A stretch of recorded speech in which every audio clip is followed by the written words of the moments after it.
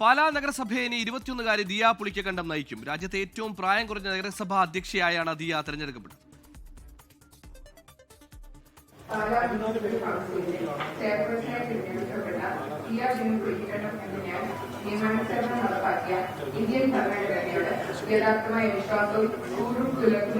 പാലാ നഗരസഭാ അധ്യക്ഷ സ്ഥാനത്ത് 21-ന്റെ ചെറുപ്പം.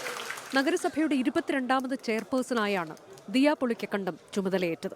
2023 ജോസ് കെ മാണിയുടെ എതിർപ്പിനെ തുടർന്ന് അധ്യക്ഷസ്ഥാനം ബിനു പുളിക്കക്കണ്ടത്തിന് നഷ്ടമായിരുന്നു. പൊളിറ്റിക്സ് അല്ലേ, ഇതെല്ലാം ഇതൊരു കോയിൻസിഡൻസ് ആണ്. പിന്നെ നിങ്ങൾ പറഞ്ഞ പോലെ അച്ഛൻ്റെ വാക്ക് കടമെടുത്ത് കാലം കാത്തുവെച്ചൊരു കാവ്യനീതി എന്ന് തന്നെ ഇതിന് പറയാം.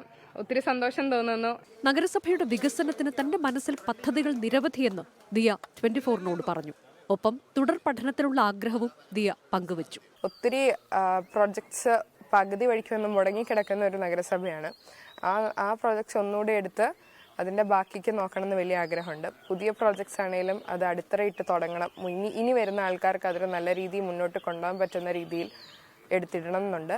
സ്വതന്ത്ര സ്ഥാനാർത്ഥിയായാണ് ദിയ തിരഞ്ഞെടുപ്പിൽ മത്സരിച്ചത്. ദിയയുടെ പിതാവ് ബിനു പുളിക്കക്കണ്ടവും പിതൃ സഹോദരൻ ബിജു പുളിക്കക്കണ്ടവും സ്വതന്ത്രരായി വിജയിച്ചിരുന്നു.